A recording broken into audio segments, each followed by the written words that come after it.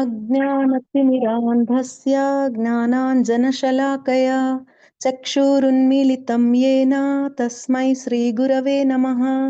श्रीचैतन्यमनोभीष्टं स्थापितं येन भूतले स्वयं रूपः कदा मह्यं ददाति स्वपदान्तिकम्। वन्देऽहं श्रीगुरुश्रीयुतपदकमलं श्रीगुरून् वैष्णवांश्च श्रीरूपं साग्रजातं सहगण रघुनाथान्वितं तं सजीवं साद्वैतं सावधूतं परिजनसहितं कृष्णचैतन्यदेवं श्रीराधाकृष्णपादान् सहगण ललिता श्रीविशाखान्वितांश्च। हे कृष्ण करुणा सिन्धो दीनबन्धो जगत्पते गोपेश गोपिका कान्ता राधाकान्ता नमोऽस्तुते। तप्त कांचन गौरंगी राधे वृंदावनेश्वरी वृषभानुसुते देवी प्रणमामि हरिप्रिये। वाञ्छाकल्पतरुभ्यश्च कृपा सिन्धुभ्य एव च पतितानां पावनेभ्यो वैष्णवेभ्यो नमो नमः। नमो ॐ विष्णुपादाय कृष्णप्रेष्ठाय भूतले श्रीमते भक्तिवेदान्त स्वामिनीति नामिने। नमस्ते सरस्वती देवी गौरवाणी प्रचारिणे निर्विशेषा शून्यवादी पाश्चात्य हे श्री कृष्ण चैतन्य प्रभु नित्यानंद श्री अद्वैत गदाधारा श्रीवासादि गौर भक्त वृंदा हरे कृष्ण कृष्ण कृष्ण हरे हरे हरे राम राम राम हरे हरे। हरे Krishna. Hare Krishna Mataji, thank you so much for the wonderful Mangalacharan.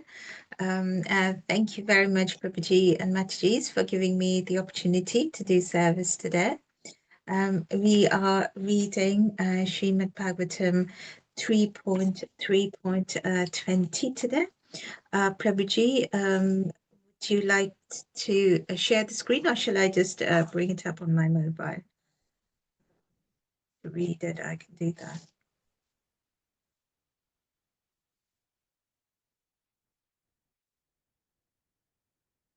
Okay.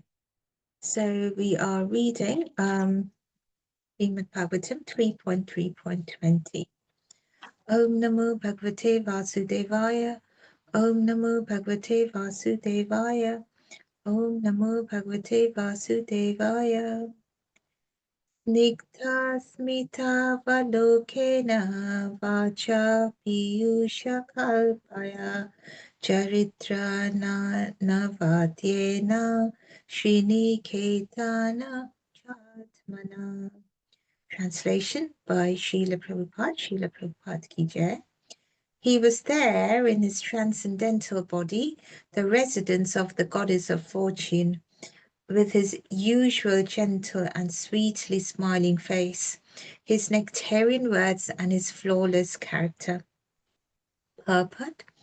In the previous verse, it is described that Lord Krishna, being situated in the truths of Sankhya philosophy, is detached from all kinds of matter.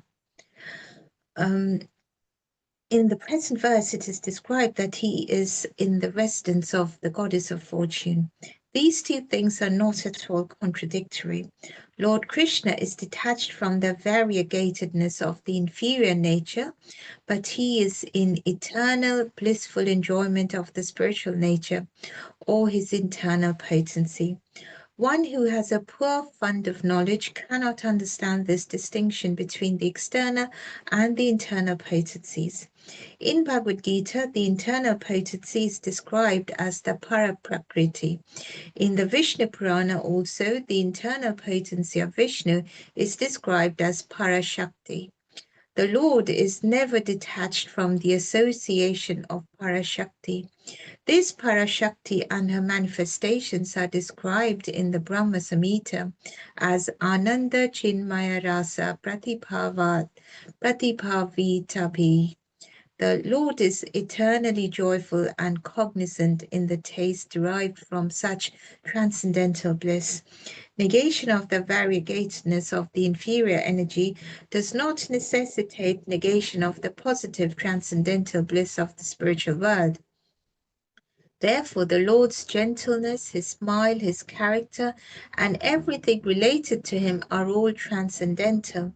Such manifestations of the internal potency are the reality, of which the material shadow is only a temporary representation from which everyone with proper knowledge must be detached. Om Jnana-timirandhasya Jnana-Janana Shalakaya Chakshurunmilitam Yena Tasmai Shri Gurave Namah. Namo Vishnupadaya Krishna Prishtaya Bhutale Srimate Bhaktivedanta Swamini Namine Namaste Saraswati Deve Gauravani Pracharini Nirvishesha Shunyavadi Pashatta Deshatarine Jai Shri Krishna Chaitanya Prabhu Nityananda Shri Advaita Gadadhar Sivasadi Gaur Bhakta Vrinda Hare Krishna Krishna Krishna Hare Hare Hare Ram Ram Ram Hare Hare. Thank you very much, Matajis and Prabhujis, for giving me this opportunity to serve Srimad Bhagavatam. And I start our session today by paying my obeisances to my Guruji. Without his mercy, I wouldn't have been able to do this service. I pay my obeisances to all the Jagat Gurus and all my teachers, and also to all of you. Without his mercy, again, I wouldn't be able to do the service. If I make any mistakes, if I go wrong anywhere, please do correct me. So we saw yesterday how we were told that, you know, Krishna, although he came into this material world, he was detached. He remained in a detached form, and that detachment gave him knowledge. And we're going to hear a bit more about it. And then in today's verse, we are talked about how he is in, how he resides in the residence of the goddess of fortune, Lakshmi Devi. And so apparently there might be a contradiction in that. And at the same time, we are being told that no, actually, there isn't any contradiction. And that is how we should perceive Krishna and try to understand Krishna. Now, in the seventh canto of Srimad Bhagavatam, there is a discussion between Yudhishthira Maharaj and Narad Muni. And over there, the perfect rules and regulations of the Varnashram system is discussed. And very quickly, if you go through it, we are being told through this discussion, we are being told that an ideal grihasta should be dedicated to Lord Vishnu, Lord Krishna, and also worship great devotees. They should be hearing about the pastimes of Krishna at all times. They should develop detachment from their material life. So they are grihasta, but you know they should still be detached from their material life and have a regulated material life. They should practice, you know, neutrality and earn only as much as is needed, and be frugal and should not, you know, spend in excess. They shouldn't be greedy. They should be simple, and they should be they should practice diplomacy at all times and not offend anyone, and be a good, you know, good to all. They should also be responsible by using the resources that are given to them or created by the Lord, all the resources that is given to them by the Lord on this earth, whether it's water, fruits, vegetables, and every raw material that we find, and use them for the service of the Lord. Now, they should have equal vision, samadarshana. So they should see every living entity as equal, whether it's an ant or whether it's the, you know, Lord Brahma. They should see all with the same eyes and give equal respect to all. Next, they should not hanker just after dharma, artha, kama, and even moksha. They should prioritize bhakti. They should maintain grihasta dharma at all times, do their duties, give charity where possible. They should worship demigods or forefathers as humans, but not independently. If they have to worship demigods, or they should worship them as for further increase in bhakti, requesting the demigods to take them to Vishnu or Krishna. They should perform sacrifices according to the Shastric rules. And lastly, they should feed devotees and brahmanas. Now, these are the things listed as a typical grihastha, what a grihastha should do when the rules and regulations of the Varnashram system was being talked about in the 7th canto between, in a discussion between Yudhishthira Maharaj and Narad Muni. Now, if we go through that list, we see that, this is all very much living in, being very much a grihastha, however, being a regulated grihastha, not going overboard.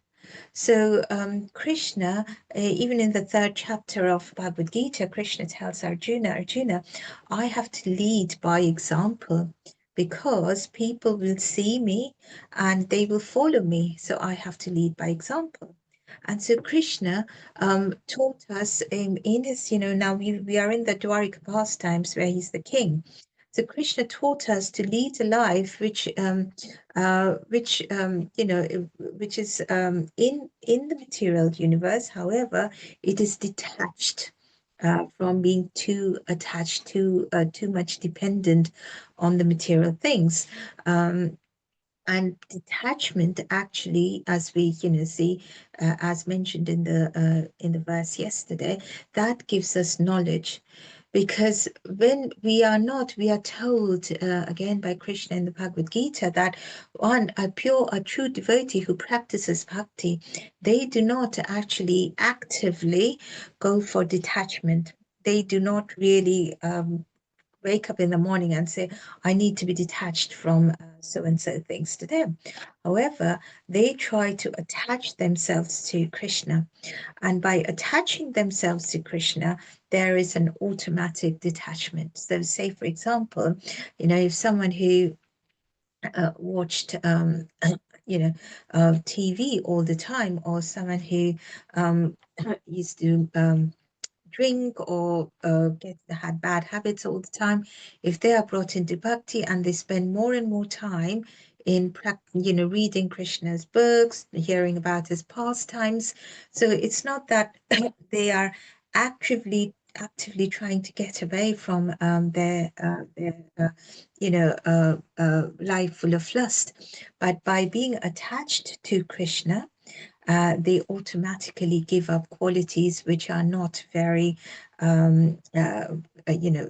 which are not accepted, or which are not very pro Krishna consciousness. So we see even the first disciples of Prabhupada, they were into, they did drugs, they did, alcohol, they led a rough life. However, all that automatically changed when they came into Krishna consciousness, because attachment to Krishna helped them to automatically detach themselves from the habits which they had prior to being in Krishna consciousness. So we are taught, and that is what was elaborately discussed, in the verse yesterday, and also there was mention about Samkhya philosophy, where we are taught by Kapil Muni in Canto 3 again. So Kapil Muni, who's also an incarnation of the Lord, and it is a big discussion, and I'm sure you will have discussed about it yesterday, but where we are told about how the matter is very different. It's a dualistic principle where the matter is very different to the soul, and how both the soul and the matter, or prakriti, they are both governed by the ultimate, that is Bhagavan. And so it's nothing in prakriti is automatic. Nothing happens automatically in prakriti. And the soul is not at all attached to prakriti. The soul is different. However, it is how both are controlled by Bhagavan, and how it is how the soul should try to connect with the Lord, and try to go back to Godhead where we belong. So how we should aspire. So we can say it's Samkhya philosophy, Kapil Deva Samkhya philosophy, not the philosophy by. There's another Sankhya philosophy which is by an atheistic Kapil Muni, and that's not what is described to us over here in the verse. But the Sankhya philosophy that is given to us by Kapil Muni is just a stepping stone, a ladder towards bhakti, and takes us towards bhakti. And all of this is mentioned to us. So we are told that, the real perfection of life is to have that knowledge, because one needs that knowledge to understand that the mission of human life is not just to exist in a materialistic way. And not just to fulfill the bodily necessities, but stay here, meet all the bodily necessities, because that is necessary, however, in a regulated way, and not just go out of hand, and not just lead an animalistic way of life where we just concentrate on eating, sleeping, mating, and defending, because that does not fulfill the mission of the spirit soul, which is going back to Godhead. That is the only mission of the spirit soul. So that was what was told about us yesterday, and Krishna led by example by leading that detached and yet total grihastha life.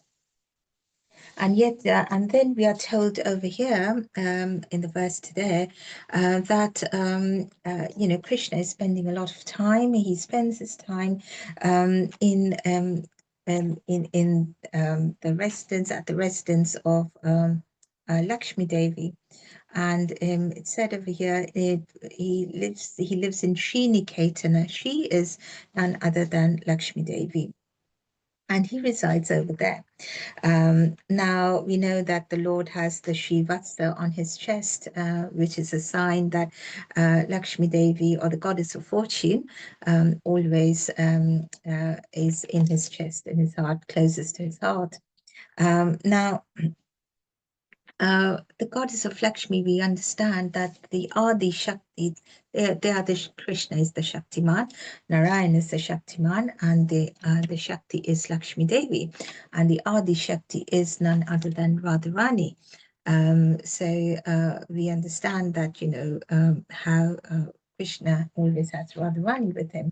So, whether he comes and does his pastimes as Krishna and Radharani, or Lakshmi or Narayan in the various incarnations, we are told over here that he always has, whether he comes alone or whether, with his consort, the Shakti, he always has Shakti with him.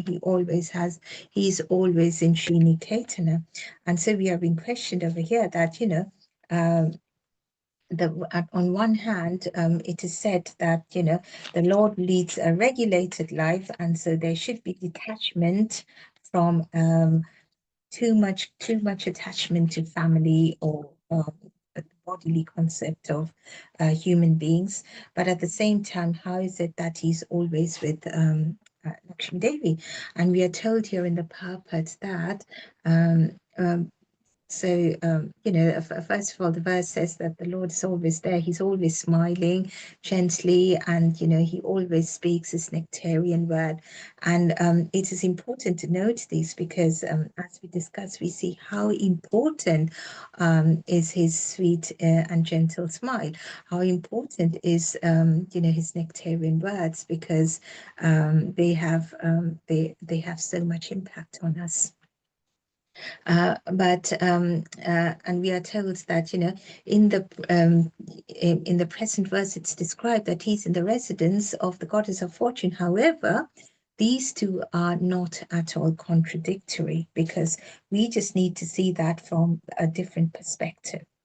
So the Lord's pastimes when he comes, when he is in this material world, they are all executed under his internal potency. That is what we are told. Everything that the Lord does when he incarnates or when he comes as his own form, it is done under, or it's executed under the control of his internal potency, Yogamaya, who's also described in the Vishnu Purana as Parashakti, also described as Paraprakriti in the Bhagavad Gita.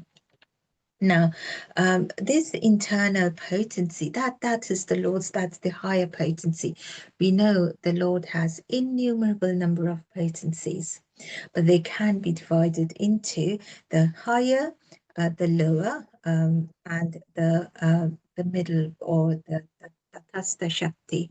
The Tatastha Shakti, or marginal potency, is the Jiva Tattva, or us, because we have in us, we have our soul, which is pure, which is as Satchidananda, as the Lord. But we also, our soul is covered by the material body, which allows us to, which makes us attach ourselves to the material body and come under the control of Maya Devi.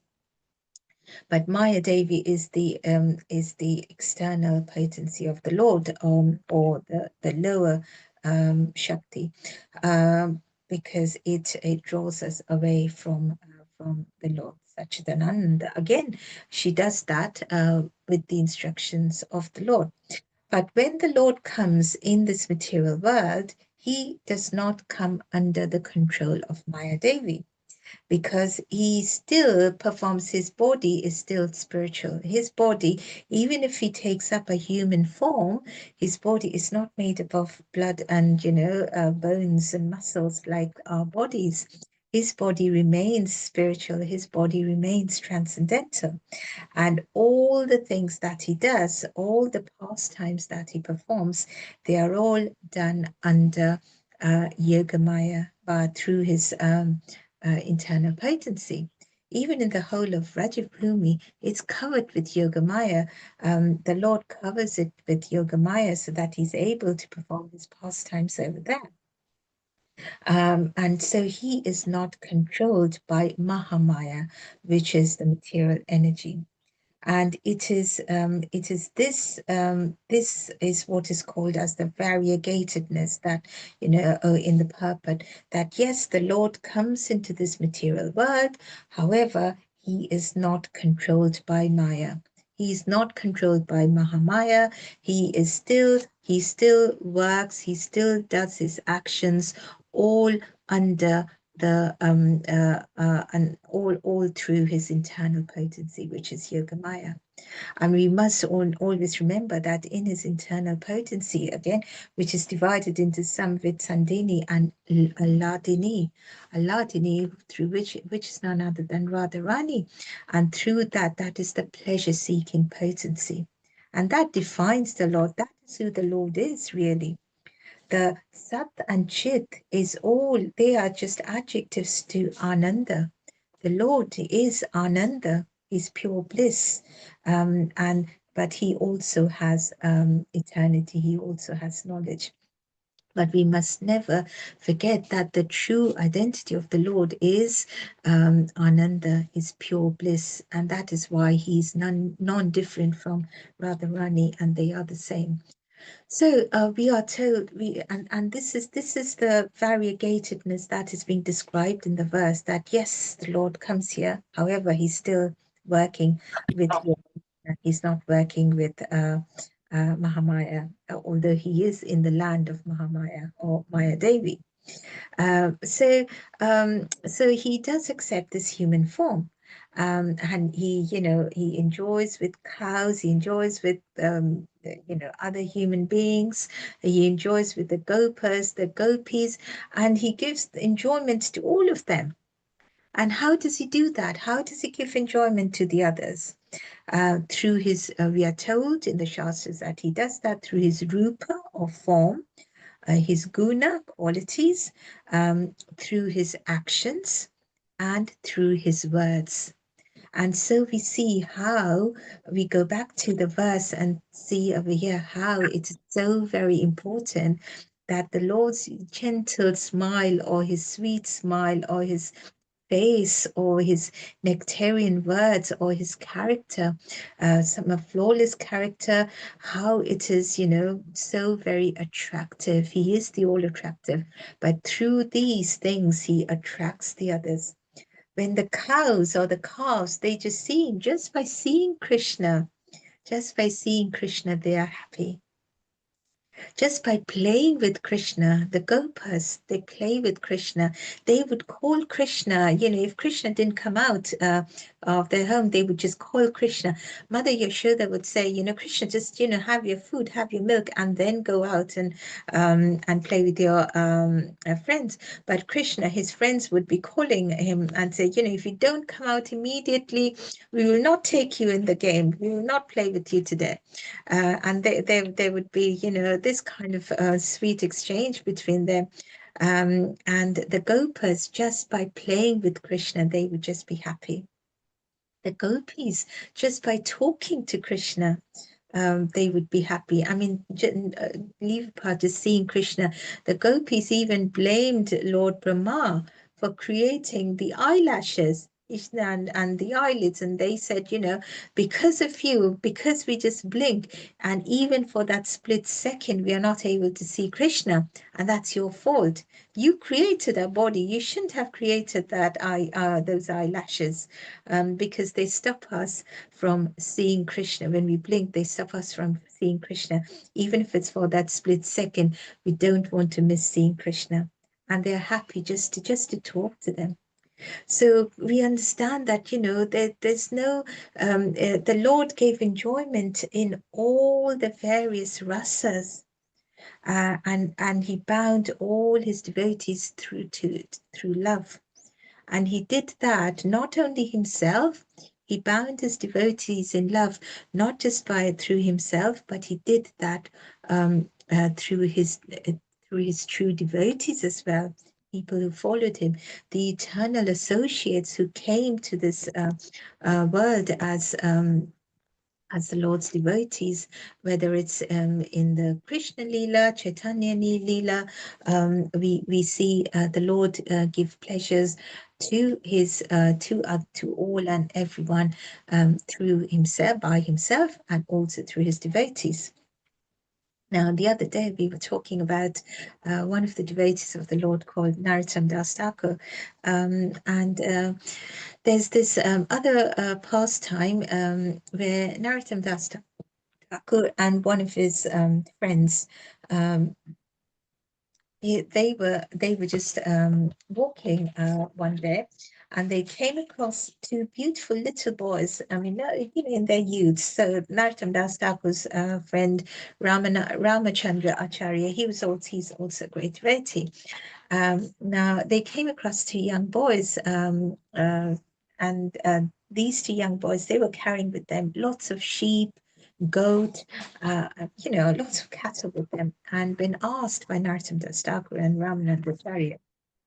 Ramachandra Acharya, these two boys said that they were the sons of the local zamindar. The zamindar, they were the landlords. And they said that they are taking all the cattle because there's going to be animal sacrifice for Mother Kali at their home, and there's going to be festivities around it. And so that's when Narottam Das Thakur, he made them understand he sat them down and he said, okay, speak to me for quite a little bit. And he made them understand the difference between karma kanda, doing work in karma kanda, and pure bhakti. And we understand from the Bhagavad Gita very, very briefly that karma kanda is where one does action, yes, according to the Vedas, but there is that expectations of results that, yes, I'm going to perform sacrifices towards the demigods, or offer them the demigod sacrifices, or I'm going to worship the demigods, but because I'm worshipping them, they will give me something in return, which is going to be beneficial for me in this material life. So they would they would ask things for enjoyment in the material life. That's karma kanda. But Narottam Das Thakur, he explained to the two boys that, you know, you might satisfy the demigods and you might gain enough piety to go to the heavenly planets. But even from there, you might actually, there's the grave chance of forgetting Krishna. And because that is the case, you know, you might fall down. There's every chance of you falling down to the material world, and even worse, you might actually fall down to, you might go down to the hellish planets. You might have accrued lots of bad karma being in the heavenly planets, and in spending time in enjoyment, because there's so much opulence in the heavenly planets, you might actually forget about Krishna and fall down again. So these two boys, they were very impressed with what Narottam Das Thakur said. They let go of all the cattle, all the animals, and then they went with Narottam Das Thakur to his hermitage, where they started to learn under him. Now their father, the landlord, he was in the meantime looking for them. Where are my sons? And then he realized he found the news, or he got the news that these two sons, they were now staying with a Vaishnav. Now these two boys, this landlord, they were Brahmanas. So the father wasn't very happy, but anyway, the sons, they realized that, you know, we shouldn't be away from home for such a long time, so they took their education under Narottam Das Thakur for some days, and they had become Vaishnavas. They had actually shaved their heads, but they returned to their father's house. And the father just wasn't very happy. And he said, you know, what did the Vaishnav teach you? You know, I'm going to call local scholars. So he called local scholars who tried to teach the boys about, you know, about the Shastras in the Brahminical way, and why, you know, Karma Kanda is fine. But every single argument that they made, the boys would defeat them through Vaishnav, through the words of pure bhakti, what they have learned from Narottam Das Thakur. And so the father, he even brought another very elevated devotee from Mithila. And even that debate came, and these two boys, they defeated Jagannath Das, a very elevated, you know, scholar from Mithila. And so the father didn't know what to do. Now that night, Mother Kali came into the dream of Jagannath Das, this scholar who the landlord had brought from Mithila. And Mother Kali told him that, you know, go and take initiation from Narottam Das Thakur, because he's a true devotee of the Lord. And, you know, my Lord is Krishna as well. We all come from him, and we have to understand that who is Mother Kali? All the female forms, Mother Kali is Shakti. She's a great, great devotee of the Lord. Mother Kali or Mother Durga, Maya Devi, she's a great devotee of the Lord. She's the external energies. The Adi Shakti is Radharani. So whether it's the internal potency, external potency, the Adi Shakti goes back to Radharani. How can they be ever separated from Krishna? So Maya Devi, or Durga Devi, or Kali Devi came in his dream and said, you know, go and take initiation from Narottam Das Thakur. Now the problem was Narottam Das Thakur was a Kshatriya. And so the local Brahmanas, they were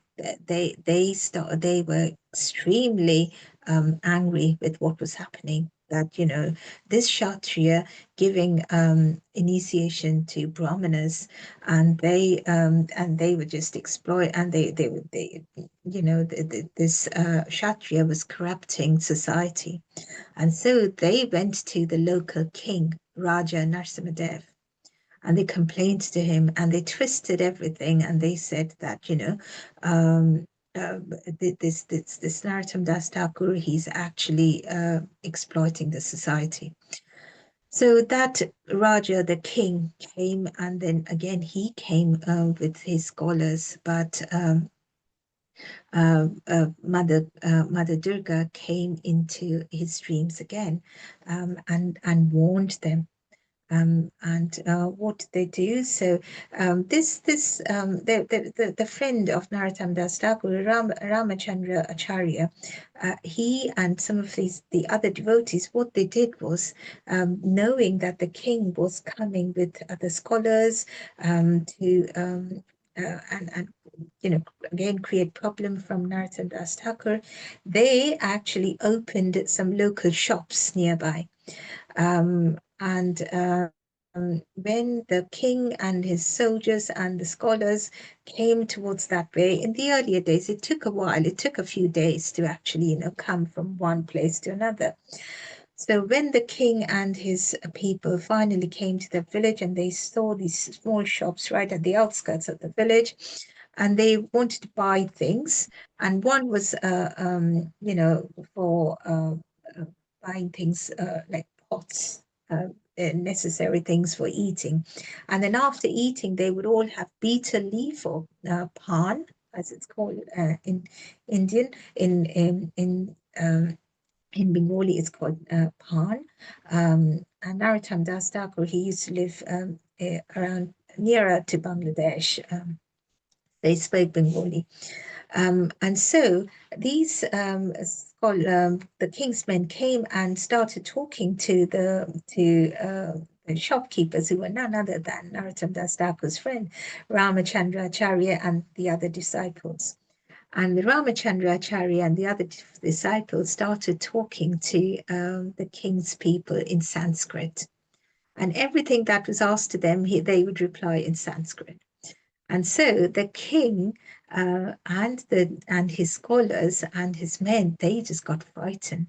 They thought, oh my gosh, you know, if the common people, even shopkeepers, are speaking to us in Sanskrit, how great a scholar must be Narottam Das Thakur. I mean, he's easily going to defeat all of us.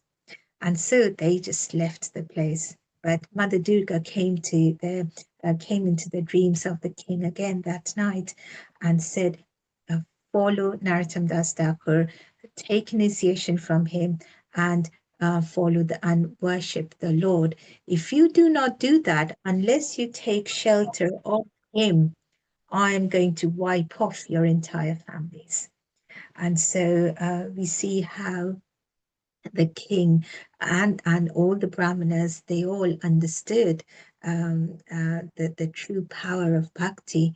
They were differentiating between the Vaishnavas and the brahmanas, but what we are taught, the brahmanas were created by the varnashram system created by the Lord. Their main duty was to actually propagate or make people, common people, understand, make kings understand the true words of the Lord. And so we understand that, and that was what was established again through Narottam Das Thakur, who was a great, great devotee of the Lord. Lord Chaitanya Mahaprabhu, who's none other than Krishna himself. And so going back to our previous point, that the Lord, he's able to attract people using his internal energy. All of these pastimes, whether it's his pastimes or whether it's the pastimes of his pure devotees, they all happen under Yogamaya. And they are not attached. And we see how Durga Devi or Mahamaya, even she pushes us towards that, the higher energy, to be able to become true bhaktas or true devotees of the Lord. And so, whether it's a king, whether it's a Brahmin, whether it's common man, we are told over and over again that there isn't any controversy, there isn't any duplicity, there isn't any contradiction to the Lord being in this material world and the Lord and his pastimes. They are the same. They both want to make us understand that the perfect duty of a jiva is to get the opportunity and grab the opportunity to practice bhakti towards Krishna, this knowledge of Krishna consciousness. And we can all do our respective duties, whichever varna, whichever ashram we are in. But this we have to ensure that this material world we are in, we have to make that spiritually vibrant. And when the Lord comes, and whether he is in, he's doing his pastimes, whether he's there in Vaikuntha, whether he's there in Golok Vrindavan, or whether he's here in the material universe, the intention of the Lord remains the same. It is to ensure that his children who are lost under Maya, who are lost in this material world, the intention of the Lord is to bring them back to him through his words, through his gentle smile, through his actions, through his qualities. And that is how collectively, by practicing, he wants to spread this word and impress this upon as many people as he comes across. Not just in this material world, even in the Vaikunthas, we see the four Sanat Kumaras. They used to practice in materialism. However, just by smelling the tulsi leaves in chandan, bathed in chandan, and the flower bathed in chandan, just by smelling that, they became the purest of devotees. So wherever he is, whether it's in Sriniketan with Mother Lakshmi, whether it's with Mother, with Radharani in Golok Vrindavan, or in this material universe, the Lord is always asking us to follow him and go back to him. And we see that these pastimes, we have these wherever he goes now, the entire Bhagavatam is full of such pastimes, or talking about the transcendental nature of the Lord. Now, one may ask that, yes, you're saying that the Lord does attract us. It's true. The Lord and his devotees, they do attract us through the beautiful words or actions that they do. However, look at the Lord, he comes and he gives examples. He steals butter from people, he runs away from battlefield. And that's the reason one of the Lord's name is Ranchor, because he ran away from the battlefield so many times when Jarasandha used to attack Mathura. Now, he had so many wives in Dwarka. He had gopis who were his girlfriends, and it's difficult to understand. It's difficult to really understand. So people who are averse to taking to bhakti, they have so many questions. They say, how can I be attracted to such a person? And how can you tell me that, I need to follow this person and go back to him? Where is the moral in him? He has so many wives, so many girlfriends. He does Rasa Leela with so many gopis in the middle of the night.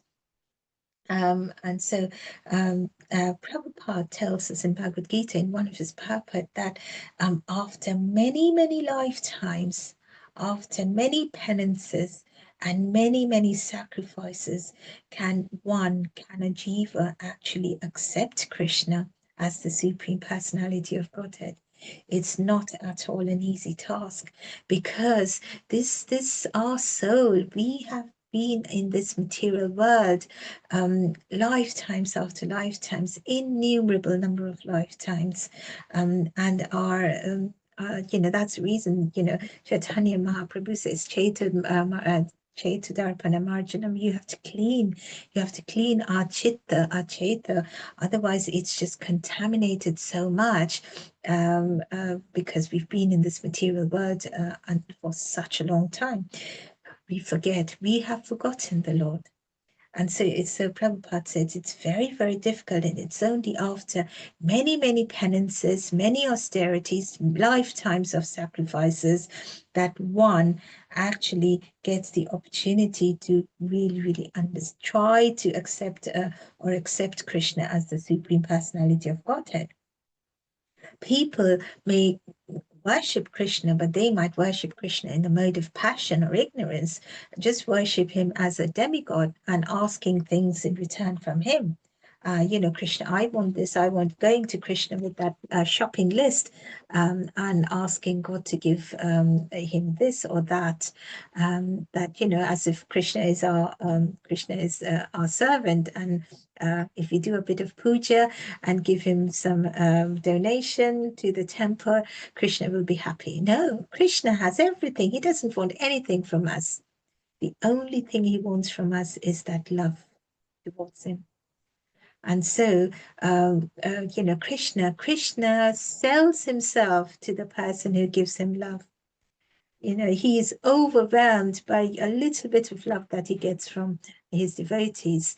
And as we were discussing the other days, he doesn't know what to do in return. And as we were discussing the other day, how he was telling Uddhava that I even prayed to Pavandeva to give me the dust from, I follow devotees so that their dust come to me and purifies all the material universes in me and purifies me. So that is Krishna. He doesn't want all of that.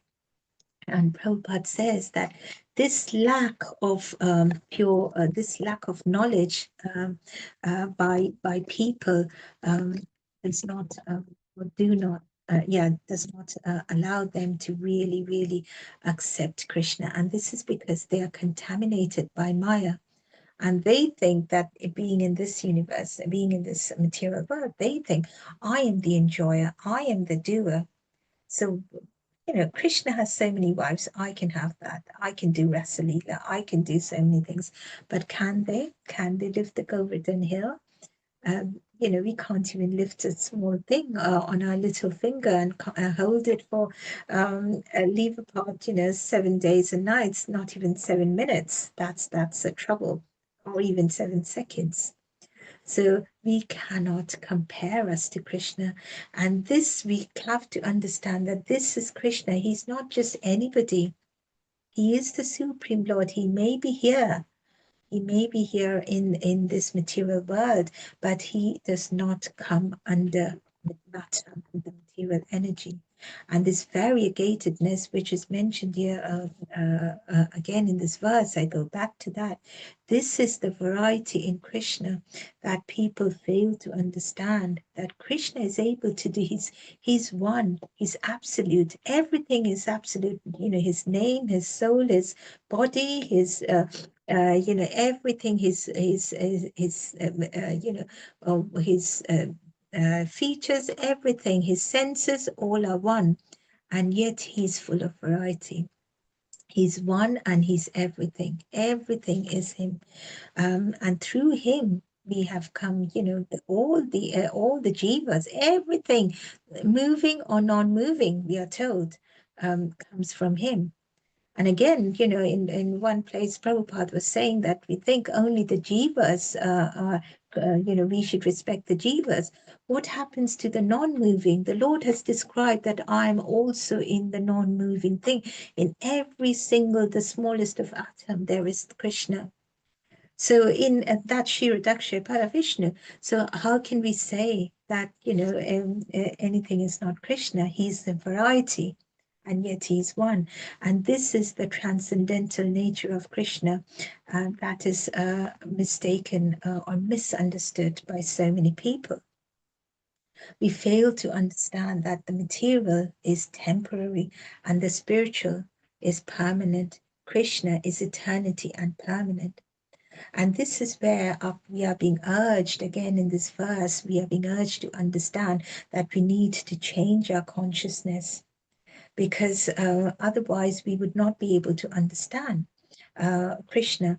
There's this distinction between the external potency, Maya Devi, material nature, and the internal potency of Krishna, Yoga Maya, which does not come under Mahamaya, and through which Krishna does all his activities, his pastimes. We need to understand this distinction, and we need to understand that Krishna controls all of this.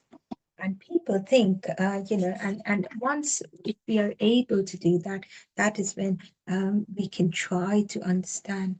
Or, how can we even try to understand? Even Krishna himself doesn't understand him. He has limitless potencies, and he himself doesn't understand. We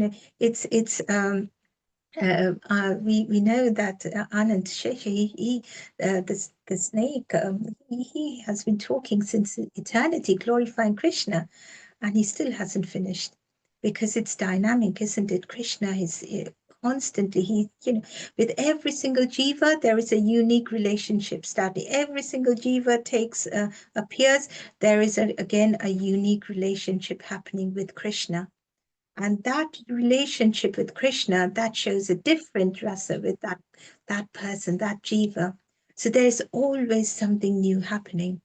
And our goal really is not to understand everything is in Krishna.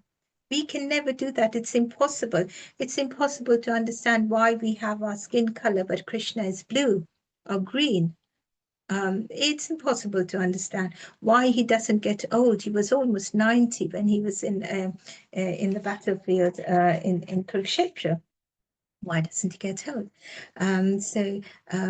That is not our duty, but our intention, our goal is to develop that relationship with Krishna.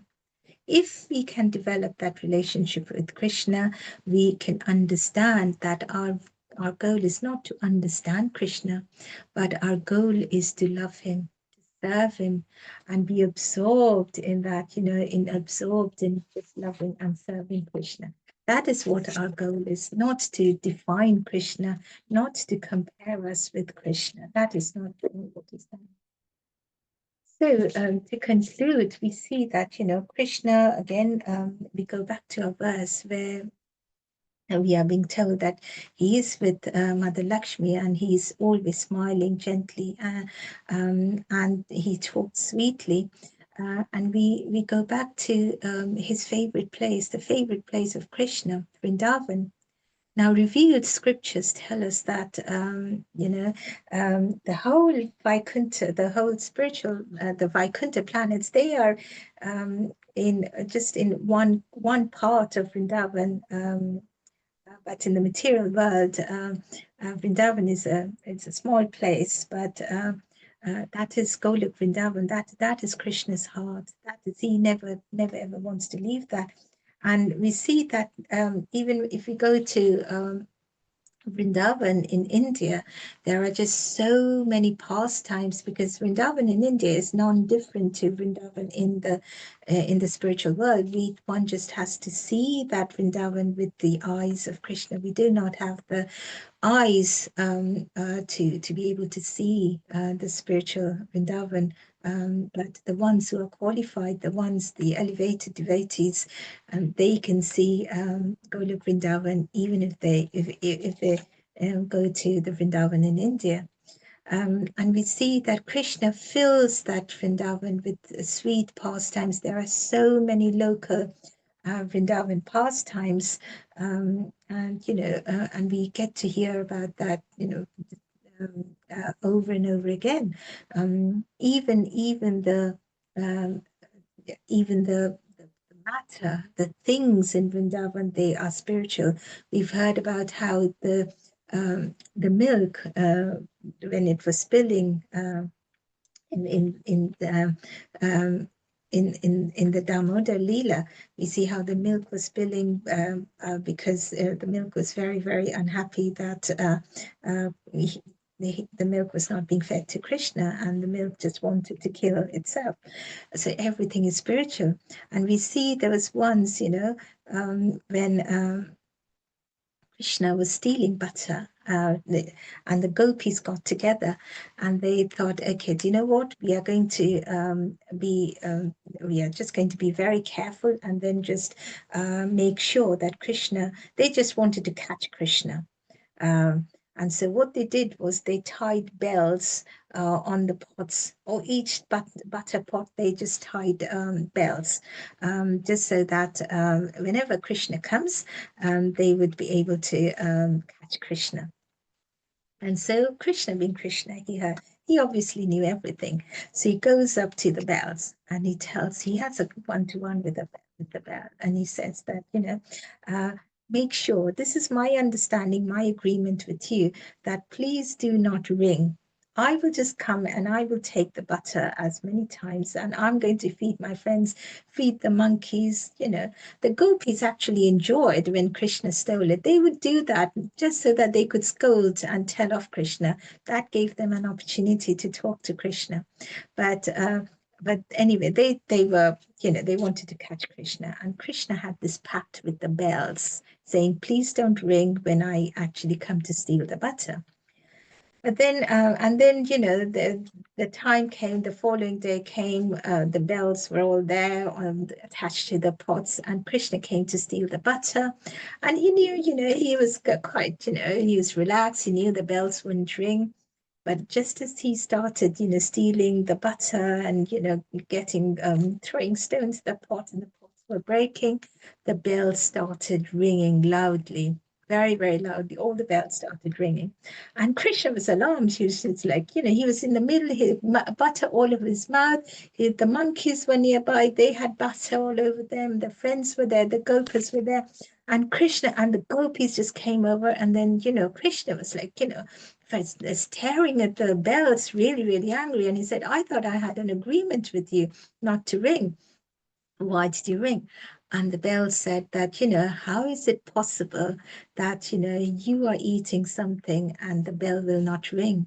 Because we cannot offer bhoga without the bells ringing. That's what makes eating more pleasurable to Krishna, hearing the sound of the bell. And so we see that it's not just the pastimes with the living entities, but Krishna has pastimes even with non-living entities, because all of them are part and parcel of Krishna. And so we are made to understand that, it is not our duty to understand how such things happen. We cannot go and talk to a bell, or talk to the grass, or talk to the milk. It's not possible. But we have to understand that, that is where we are. We belong to that person who's able to do such things. And our duty is just to love Krishna. If you're able to love Krishna, we will automatically accept these things. We will automatically not see any difference between, Krishna in Golok Vrindavan or Vaikuntha, or Narayan in Vaikuntha, and Krishna in the material world when he descends. We will not be able to question as to why Krishna on one hand is detached, and why he is, all the time he's doing pastimes which breaks all kinds of rules. We will not be questioning as to why Krishna has so many girlfriends, or so many or he does all kind of naughty things with the gopas, or why he has so many wives, because we will be able to understand that Krishna does all of that as the absolute father, the protector of all of us, and want with the single purpose, with the sole purpose of wanting us to connect with him, build that relationship with him, love him in whichever rasa we have with him, whether as a child, as a mother, as a father, as a brother, as a sister, as a wife, as a husband, or a friend. Whichever way we want to have that relationship with Krishna, we build that relationship, and then we go back to Krishna, back to our original home in the spiritual world. And in this verse, we are reminded of that once again. by juxtaposition of the internal and external potency, and telling us the sweetness of both, and the purpose of both. So with that, I finish our discussion today.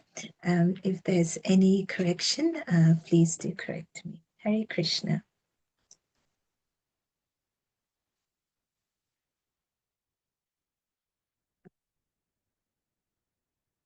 Is there any questions?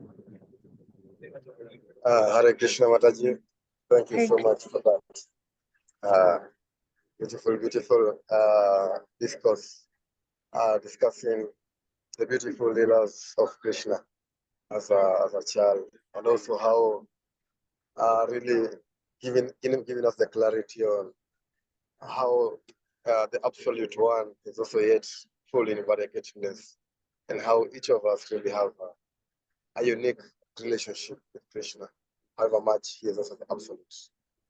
And also the pastor of Rotamadas in the boys, there is boys. So thank you so much for the class. I'd like to open up. I have no question on my end. I'd like to open up to anyone that's more devotees to add comments or a question. Then we can end. Hare Krishna. Krishna. Hare Krishna Mataji. Such a beautiful, wonderful class. Yeah, very, very nice, Mataji. So my question was today, first of all, I could understand more about like how we are connected like to Krishna, and how we have to understand and how to clean ourselves, like darpan, cheto darpana, marjanam. That I don't know like exactly how to say, but yes, I understood that we have to clean our own bad qualities, understanding that those are not good for us, and to connect with Krishna. But at the same time, it is so hard to clean our all these desires and lusty behaviors which we have already developed over the years, or over the janmas. I don't know how many years, but we can try. But how do we understand like does Krishna himself make us realize in which way we are connected to him, Mataji, or how will uh, or with the guru's mercy and kripa only we can get to know how we are in what way we are connected to Krishna, Mataji. Thank you, Mataji, for the wonderful question. Yes, Mataji, I think the initial thing is endeavor. I think that is what we have to try. Krishna says that to Arjuna as well, that you have to practice, you have to try and control your mind. If you can, controlling the mind is the main thing. But at the same time, we have to try to want to serve Krishna, want to serve our gurus. And we are told that, whether it's the Guru's mercy or Krishna reveals that within ourselves. Yesterday, we know Krishna has many opulences, and we talked about the verse yesterday talked about two of his opulences, knowledge and detachment. And there's a reason for it, that the knowledge is revealed to us by Krishna when we start getting detached from matter or material world. And as you rightly said, Mataji, it is not easy at all. Leave apart us, great devotees like Vishwamitra Muni, he was, he felt because of Menaka. Sobri Muni, he was meditating underwater for so many years, and he saw fish mating, and lust gave rise inside him. So it is not easy at all, but the only way to do it is practice. And yes, Krishna does reveal in the way through our own realizations.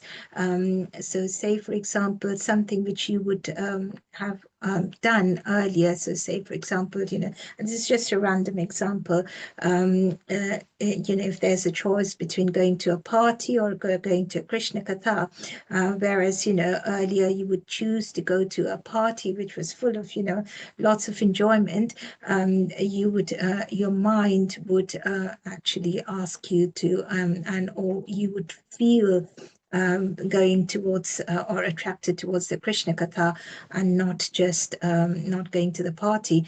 And this happens over time. This doesn't happen automatically or overnight, but this is when one can gauge whether one is advancing in Krishna consciousness or not. So by noticing one's change in behavior or one's change in attraction towards material things, if that decreases, you're going in the right direction. However, there are going to be lots and lots of barriers. It's not going to be possible all the time. But so one can gauge oneself. At other times, you would also see, it is revealed by all of a sudden mercy from your guru, all of a sudden mercy from a devotee. You are here, and somebody brings you prasadam from Vrindavan. You are in Canada, but someone all of a sudden brings you prasadam. Someone all of a sudden brings you water from Kumbh Mela. You were not expecting these at all, and yet these happened. And when you know these happens, there is mercy of Krishna and Radharani. There is mercy of Guru, and that is how you know you are advancing and going in the right direction. So Krishna does give lots of signs in our daily lives. I don't know if that answered the question, Mataji. Yes, Mataji. Yes, I know like so many things like that happened to me already in my life, and so suddenly from Tirupati somebody bringing prasadam, or so one day I did not even Tirupati. At least we live in South, so many of friends visit Tirupati. They might bring. There is a more possibility, but one day I got prasadam from Puri Jagannath, which was really like what? I don't even know anybody who could go there, and I got prasadam from there. But this is all like from material perspective. Yes, Mataji, I know, I can understand. But even though we get old, like, we see like, for example, husband and wife or whatever, like, they are old physically, they are not nothing is there anymore. Actually speaking, there is nothing, but in the subtle ways there are so many, still there are lusty desires or whatever, which is so annoying to see or to feel also our own selves. So those are the hard part, I feel. Even though materially also we are already kind of okay, now we know this is what it is, and we don't have any more attachment to those things, but subtle body still has carries this, which I can already feel like, which is weird, but I can feel that how to clear the subtle bodily these attractions for food or coffee or like any other desires, Mataji. That is also one of the like which bothers a little. Yes, Mataji. And I asked the same question to my Guruji as well. And the only answer is to take the shelter of the holy name. That is the only answer, because we have, as you say, the subtle body. Again, when our material body decays or we give up, when the material body, when the soul leaves the material body, our subtle body goes with the soul. So we still have those desires which have been there, and that our chitta, that stores, that's the memory, that's like the hard disk. It stores these lusty desires, not of this one lifetime, but zillions and zillions of lifetimes. So it's not easy to give up these lusty desires all of a sudden. And the only way to do that is to take shelter in Kali Yuga, is to take shelter of the holy name. I was listening to a class the other day, and Maharaj was saying that as soon as you start having these desires, whatever desire it may be, whether it's desire to do with eating something, or physical attraction related, or any kind of desire, as soon as you have that, if you're able to, and he was trying to give practical, solutions. He said, if you're able to, just go out of the house and then into somewhere green, or in open space, or if not, just immediately just sit down and start chanting the names of the Lord loudly. Just so that no other thought come to your mind, because there is no other brain, no other protection. I mean, that holy name can get rid of us. Get rid of these lusty desires, because that's our only shelter here, especially now in Kali Yuga, Mataji. But I completely agree. It's very, very difficult, very, very difficult. But practice and endeavor and shelter of the holy name, Mataji. Yes, Mataji. Thank you so much. Hari Bol, Hare Krishna, Mataji. Yeah, that's what we should be chanting more now. That's the only way. Hare Krishna, Mataji. Thank you. Hari Purushottam Prabhuji, did you have a question? Because I saw you go and unmute briefly. Hare Krishna, Mataji, it is me. No, I don't have a question. I just wanted to say it was such a wonderful class. Thank you so much for this. I'm not able to change the name, but I think by next week I should be able to do it. Okay, Hare Mataji. Krishna. Hare Krishna. Thank you again so much, Matajis and Prabhujis, for giving me this opportunity to do the service. Hare Krishna. Shall we say the Panchakapatari prayers together? Yes, Mataji. Yes, Mataji, we can do that. So thank you for this wonderful class today, and let us all chant the Hare Krishna Maha Mantra once in glorification of Panchali Kar Mataji. Hare Krishna, Krishna Krishna, Hare Hare, Hare Rama, Rama Rama, Hare Hare.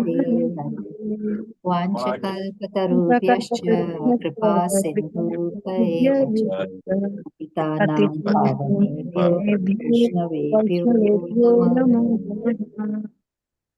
Srila Prabhupada ki jai. Grace Panchali Mataji ki jai. Granth Srimad Bhagavatam ki jai. All glories to the assembled devotees. Hare Krishna. Hare Krishna. Thank you, Matajis and Prabhujis. Hare Krishna. Hare Krishna. Thank you so much. Hari Bol.